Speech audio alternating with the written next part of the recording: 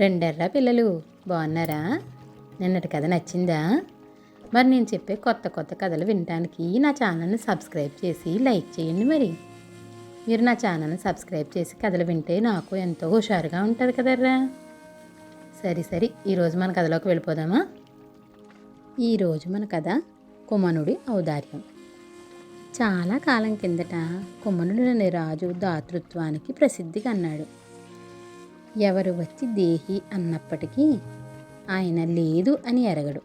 రాజుగారు చేసే ఈ దాన ధర్మాలు మంత్రులకు ఏమాత్రమూ నచ్చలేదు.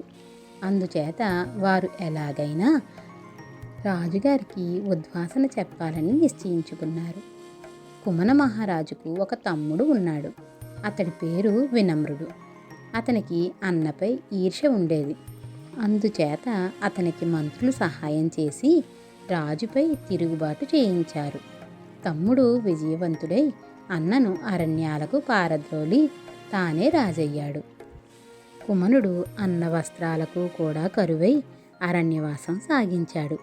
అయినా ఎవరైనా వస్తే తనకున్న దానిలోనే వారికి కూడా పెడుతూ తన ఔదార్యానికి భంగం కలగకుండా చూసుకున్నాడు. మంత్రులు రాజునైతే మార్చారు గాని ప్రజల హృదయాలను మార్చలేకపోయారు. ప్రజలింకా ఆ మహారాజునే తలుచుకుంటున్నారు.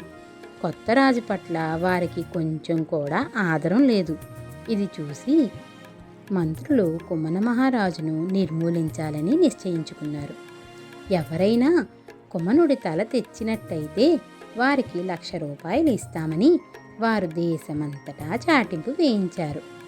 ఇదంతా జరిగిన కొద్ది రోజులకే ఒక కవి పొరుగు దేశం నుంచి కుమన మహారాజును దర్శనం చేసుకుందామని సత్కారం పొందుదామని బయలుదేరి అరణ్య మార్గంగా వస్తుండగా ఒక చెట్టు కింద కుమనుడు కనిపించాడు. కవి రాజును గుర్తుపట్టి అభివందనం చేసి తాను వస్తున్న పని చెప్పాడు. కుమనుడు కుంగిపోయి, అయ్యో మహాకవి, నేనిప్పుడు రాజ్యభ్రష్టుణ్ణి. నా తమ్ముడే నాకు ద్రోహం చేసి నన్ను అడవుల పాలు చేశాడు. ఈ స్థితిలో నేను నీకేమీ ఇవ్వగలను? అయినా నీకు డబ్బు లభించే పద్ధతి చెబుతాను. నా తల తెచ్చిన వారికి నా తమ్ముడు 1,00,000 రూపాయలు ఇస్తానని చాటింపు వేయించాడట. ఇదిగో నా కత్తి, దీనితో నా తల నరికి తీసుకుపోయి బహుమానం పుచ్చుకో అన్నాడు. ఈ మాటలు విని కవి కంటనీరు ప్రవహించింది. కుమన మహారాజు దాతృత్వం ఎంతవరకు వెళ్ళిందో ఆయనకు అర్థమైంది. ఆయన ఎంతటి ఉదార స్వభావుడో కవికి తెలిసి వచ్చింది. ఇటువంటి పరిస్థితులలో కూడా నాకు డబ్బు లభించే మార్గం అంటూ తన మృత్యువుని కూడా లెక్క చేయకుండా ఈ మాట అన్నారు. ఇంతటి మహానుభావునికి ఇటువంటి స్థితా అని మనసులో బాధపడి, మహారాజా, మీ తల ఉండనివ్వండి. నేను 1,00,000 రూపాయలు మీ తమ్ముడి వద్ద నుంచి పుచ్చుకోవటమే కాక సాధ్యమైతే మీ రాజ్యం కూడా మీకు దక్కేలాగా చేస్తాను. ప్రస్తుతం నాకు సెలవు ఇప్పించండి అన్నాడు. తరువాత ఆ కవి కొంత మట్టిని తెప్పించి దానితో కుమనుడి తలలాగా తయారు చేశాడు. దానికి తగిన విధంగా రంగులు వేసి ప్రతి ఒక్కరూ అది కుమనుడి తలేనని భ్రమపడేలాగా సిద్ధం చేశాడు. తరువాత దాన్ని తీసుకొని కుమనుడి తమ్ముడైన వినమ్రుడి వద్దకు వెళ్ళి, మహారాజా, నేనొక కవిని. కుమన మహారాజు కవులను సత్కరించేవాడు. నేను పేదవాణ్ణి కావడం చేత ఆ మహారాజు సహాయంతో నా దరిద్రం తీర్చుకుందామనుకుని దూరదేశం నుంచి వచ్చాను. కుమన మహారాజు అడవుల పాలయ్యారని ఇప్పుడు ఈ దేశంలో కవులకు సత్కారం జరగడం లేదని విన్నాను. మీ అన్నగారు నాకు అడవిలో కనిపించి తన తల తీసుకువచ్చినట్టయితే తమరు 1,00,000 రూపాయలు ఇస్తారని చెప్పారు. దానకర్ణుడనే పేరు ఆయనకే చెల్లింది. ఇదిగో ఆయన తల తెచ్చాను. మీరిచ్చే బహుమానం ఇప్పించినట్టయితే నా దారిన నేను వెళ్ళిపోతాను అంటూ కవి మూట విప్పి తాను తయారు చేసిన మాయా తల చూపాడు. అంతవరకు మంత్రులు ఏమి చెబితే అది చేస్తూ వచ్చిన వినమ్రుడు అన్న తల చూసి ఆయన దాతృత్వం గురించి కవి అన్న మాటలు వినగానే గుండె చెదిరి బావురుమని ఏడవడం ఆరంభించాడు. రాజా, చేతులు కాలాక ఆకులు పట్టుకొని ఏం లాభం? అంతా మించిపోయాక ఇప్పుడు ఏడిస్తే మీ అన్న తిరిగి వస్తాడా అన్నాడు కవి. నాకీ రాజ్యం అక్కర్లేదు.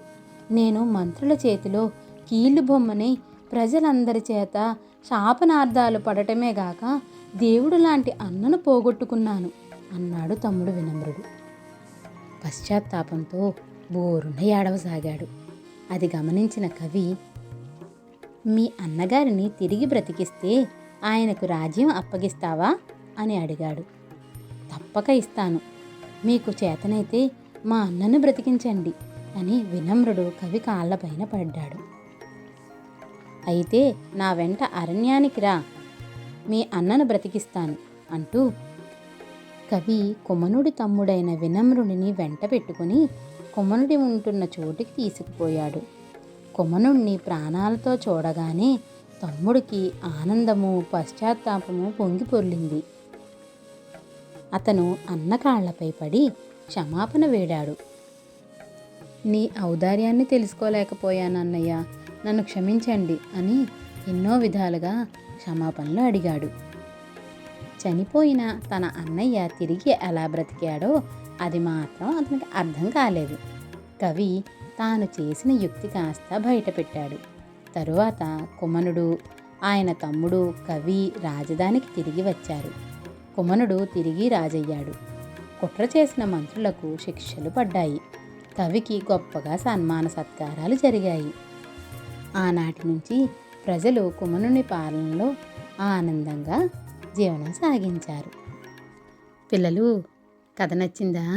అయితే లైక్ చేసి షేర్ చేయండి. మరి అలాగే సబ్స్క్రైబ్ కూడా చేయండిరా.